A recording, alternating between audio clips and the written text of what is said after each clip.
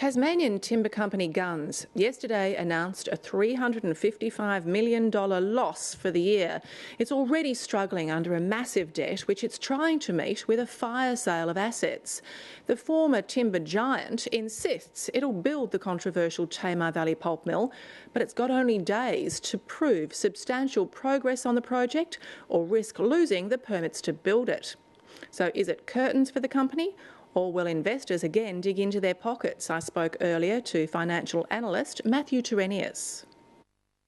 Matthew Torenius, Gunns shareholders have seen their investments plummet from a high of around $3.60 a share now down to around 20 cents. Are they possibly likely to be asked to cough up even more money to stave off receivership? I think that is a potential outcome, is that the company perhaps does need to raise extra money to start the process of building the pulp mill, and without a strategic partner at the initial stages, then the prospect of a capital raising remains an issue. How real is the risk of receivership? And I don't think the banks would be particularly interested unless it was really the last step for them in stepping in and appointing receivers to Gunns. I think we've seen over the years that the banks have come into a lot of attention for supporting Gunns, and I don't think there would be the appetite, unless it really got bad for Gunns, for the banks to appoint receivers to the company. How attractive is it as a takeover target then? Buying the assets, as you say, but you're also buying the debts and a very controversial project. How palatable, how attractive is it as a takeover? Look, any company, or maybe a conglomerate, private equity or something like that may well look at Gunns, really does face that issue that, yes, you've got that asset base there, it looks attractive, the net asset backing of the company is around $1 at the moment, as opposed to a share price of 20 cents. The issue is one of extracting that value. So then, if in a company breakup, what are those assets worth? Are they really worth $1 a share in a breakup?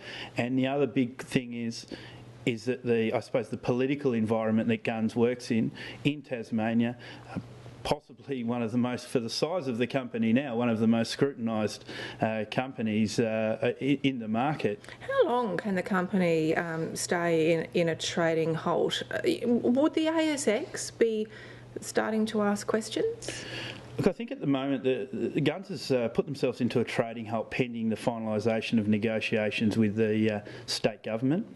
I think once that is concluded, and it would appear that is becoming, well, it's almost concluded now, that it's going to be very difficult for Gunns to be able to remain in a trading halt. The ASX will say, well, you went in a trading halt because of this reason. There really is no reason for you to not start trading on the market again.